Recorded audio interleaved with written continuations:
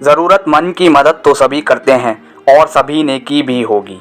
किसी ज़रूरतमंद की मदद करना अच्छी बात है, लेकिन इस कहानी में जिस तरीके से मदद की है वो तरीका बहुत ही अच्छा है और दिल को छू ले ऐसा है। ये कौन सा तरीका है, ये जानने के लिए आप सुनिए ये कहानी। एक लड़का पैदल किसी रास्ते से जा रहा था। उस लड़के ने देखा कि सामने वाले बिजली के खंभे पर कागज़ की पर्ची चिपकी पड़ी है और उस पर्ची में कुछ लिखा हुआ है। वो लड़का थोड़ा नज़दीक जाकर पर्ची में क्या लिखा है वो देखने लगा। उस कागज़ की पर्ची में लिखा था, कल इस रास्ते से गुज़रते वक्त मेरे 100 रुपये कहीं गिर गए थे। मैंने ढूंढने की बहुत कोशिश की लेकिन मुझे वो नहीं मिले। कृपया इस रास्ते पर कहीं भी किसी को भी मेरे 100 रुपये मिले तो इस पते पर पहुंचा देना। पर्ची में उसका पता भी लिखा हुआ था। लड़के को ये पर्ची पढ़कर उस पते पे जाने का मन करने लगा। वो लड़का उस पते पे जाने के लिए आगे बढ़ने लगा। उस पते पे जाकर लड़के ने देखा कि वहाँ पर एक झोपड़ी है। लड़के ने बाहर से आवाज़ लगाई तो उस झोपड़ी में से एक वृद्ध औरत लाठी के सहारे बाहर आने लगी। लड़के को पता चल गया कि वृद्ध औरत सिर्फ अकेली ही इस झोपड़ी में रहती है।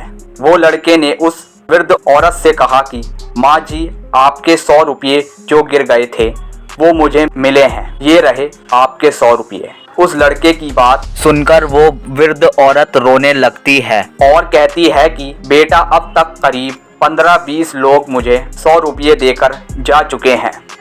बेटा, मुझे ठीक से दिखाई भी नहीं देता है और मुझे पढ़ना लिखना भी नहीं आता है। पता नहीं किसने मेरी ऐसी हालत देखकर मेरी मदद करने के लिए ऐसा किया है। लड़के ने 100 रुपये रखने के लिए कहा पर वो वृद्ध औरत नहीं मानी।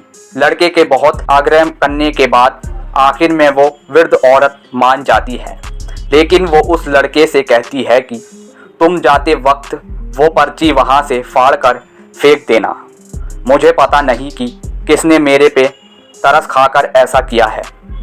लड़के ने कहा, माँ जी, आप इस बात की फिक्र मत करना, मैं वो पर्ची फाड़ दूंगा।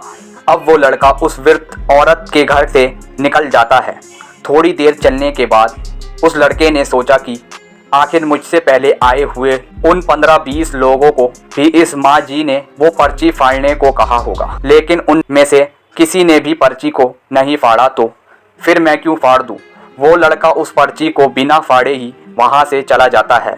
उस लड़के के मन में उस व्यक्ति के लिए बहुत ही आदर और सम्मान था जिसने ये तरीका ढूंढा था और इस ज़रूरतमंद वृद्ध औरत की मदद की थी। हमारे मन में सिर्फ किसी ज़रूरतमंद की मदद करने की इच्छा होनी चाहिए, क्योंकि मदद करने के तो बहुत सारे तरीके होते हैं। हम किसी भी तरह मदद कर सकते हैं। अगर आपको हमारी कहानी अच्छी लगी हो तो अपने दोस्तों के साथ भी शेयर कीजिए और कमेंट में ज़रूर बताएं कि कैसी लगी हमारी कहानी। अगर चैनल पर नए हो तो चैनल को सब्सक्राइब ज़रूर करें। मिलते हैं किसी नई कहानी के साथ। धन्यवाद।